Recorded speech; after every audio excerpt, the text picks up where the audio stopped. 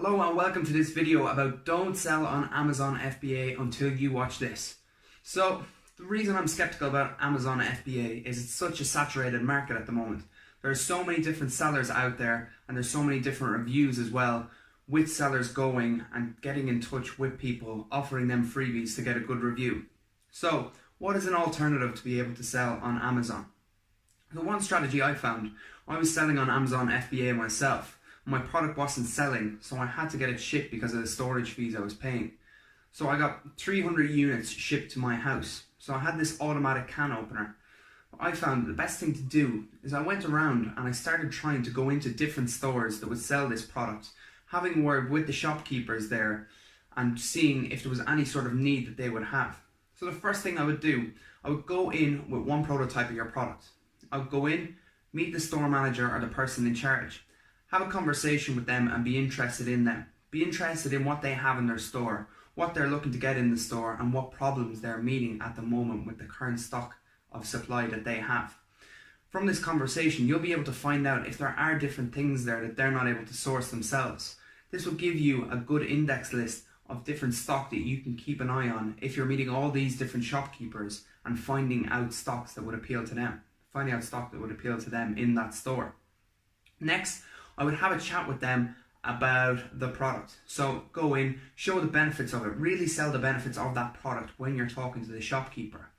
Just look at what you are looking to earn in terms of a profit on that. So know that profit level in your head when you go in, that you have to sell at least at this level to that shopkeeper or it's not worth you being in there. So what I would do is I would start the negotiation and start high with the product price that you would sell to them per unit. So talk to him and really negotiate with him and sell him the benefits. Tell him where you've been in before and where you've sold it, how many products you sold on Amazon, and try and come to a number between the two of you. If you get to the stage where you get down to that bottom number and you're not able to sell it, then what I would advise to you as a last case scenario is sell to that shopkeeper on consignment. What exactly is consignment, you may ask? Consignment is when you leave your products with that shopkeeper. So what you would do is you leave the products with him. You can agree a fee then. So say for example, the automatic can opener I had. I agreed to leave that with a shopkeeper for £5 per unit. What happens then is he puts that in his store. He is selling my can opener then in his store.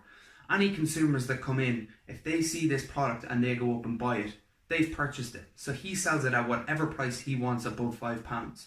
I normally say to the shopkeepers then, look, I will leave X amount of products with you. I will come back in 3 months' time. We can see where we're at that stage. If you have sold 100 of my units, fair enough then, you will have to pay me £5 per unit for them. If I come back then and you want more, you can come back and supply.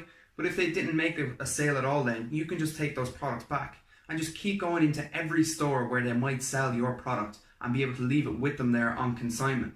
But like I said, if you can make the sale straight away and you don't have to leave it on consignment, that's the best thing to do because it gives you that adequate cash flow to be able to buy other products. And you can use this cash flow then for, say example, these shopkeepers have told you these products they're looking for.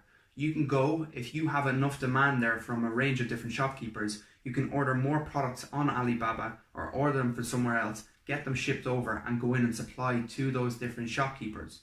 Obviously, a strategy like this, you would have to do it in a founder-owned business. You couldn't go and do it in a massive franchise like the likes of your Debenhams or your Marks and Spencers.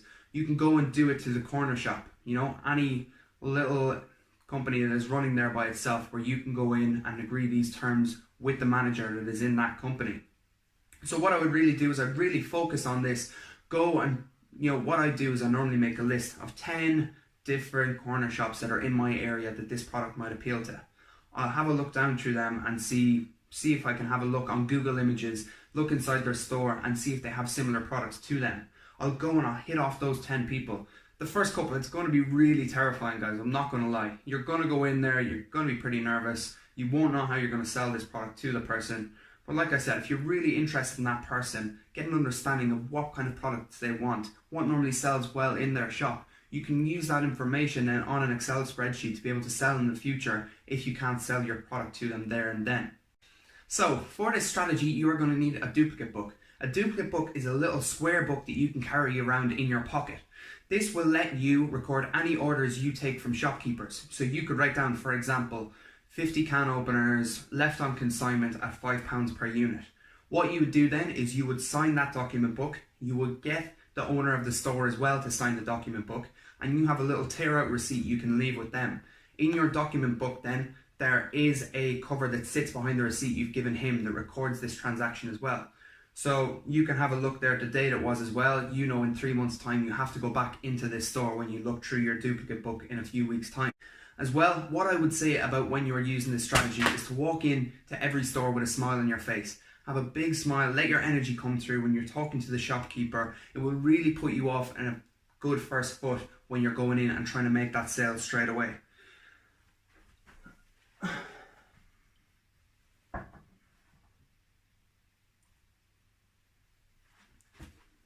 Another good tactic here is ask the shopkeeper if they have any products that they're not selling at the moment. Anything that's been on their books for a long time that they're looking to get rid of.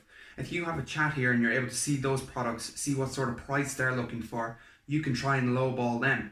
Then when you go into other stores, you know that product in your mind. You can say to those different store owners then, would you have an interest in a product like this? I'm offering it at a discount. You can ask that shopkeeper even to give you a prototype to bring back in 3 months. Or if you could even take a picture of it, go in then to other shopkeepers, and once you have the list of stuff that all the shopkeepers aren't selling, you can go and try and sell those things that they're not selling to other shopkeepers. So being able to use this as another way of selling, as well as getting stuff on consignment or finding out goods that they need, it gives you a lot of different ways here to be able to go and find products for these different shopkeepers to sell into them. As well as that then, whenever I leave a store, I go straight onto Evernote, I take out the app, I record the name of the store, I record the name of the shopkeeper, any personal information you got on him. So you really want to go in, have a chat in the first 2 or 3 minutes about them, their store, how exactly they came to owning the store, you know, drop in a compliment as well if it is a nice store.